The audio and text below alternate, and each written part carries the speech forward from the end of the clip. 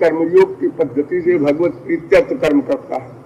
तो भगवत प्रीत्यर्थ कर्म में क्या होता है, हर कर्म के प्रारंभ में तो भगवत स्मरण करता है।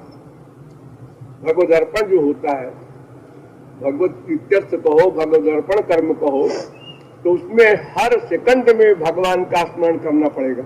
उठे क्यों उठे, चले क्यों चले, खाया क्यों खाया, पानी पिया क्यों पानी पिया, सब भगवत प्रीत्यर्थ। शरीर रखना है भगवान की उपासना के लिए, पानी पीना, शरीर रखना है, ये करना है, हर जगह भगवान का स्मरण होगा।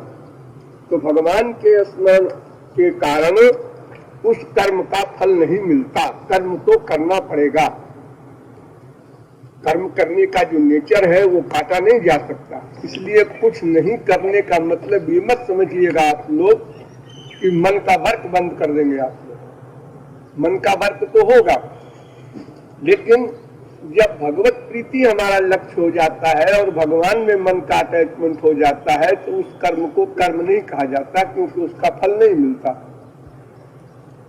इसलिए जब फल नहीं मिलता है तो कुछ न करना हो गया। और जो भगवान के शरणागत हो गया, तो शरणागत का अर्थ ये होता है कि हम अब कोई फल नहीं चाहते, केवल भगवान की प्रीति चाहते हैं। संसार का कोई भी फल हम नहीं चाहते, मोक्ष पर्यंत का। तो कर्म का फल हमको नहीं मिला, क्योंकि हम फल ही नहीं चाहते। फल नहीं चाहते, आसक्ति भी खत्म हुई, कर्तृत्वाभिमान भी हमारा गया, और मन का जब निरंतर अटैचमेंट भगवान में है, तो हमें उस कर्म को कर्म ही नहीं मानना है, क्योंकि फल नहीं देगा। और ये अर्थ नहीं लगाना है उसका कि मन का वर्क बंद कर देना है। मेन पॉइंट ये, तो फलासक्ति रहित कर्म, भगवत प्रीत्यर्थ कर्म, भगवत अर्पण बुद्धि से कर्म, या कर्म का पूर्ण परित्याग, केवल भगवत चिंतन, इन सब में शरणागति ही मेन है। निरंतर भगवान में मन रहने पर हमारे उस कर्म का फल हमको नहीं मिलेगा। और कर्म ना करें तो भगवत चिंतन रूपी कर्म तो करना ही पड़ेगा। अगर भगवत चिंतन रूपी कर्म हम नहीं करते हैं तो फिर कर्म का फल मिलेगा।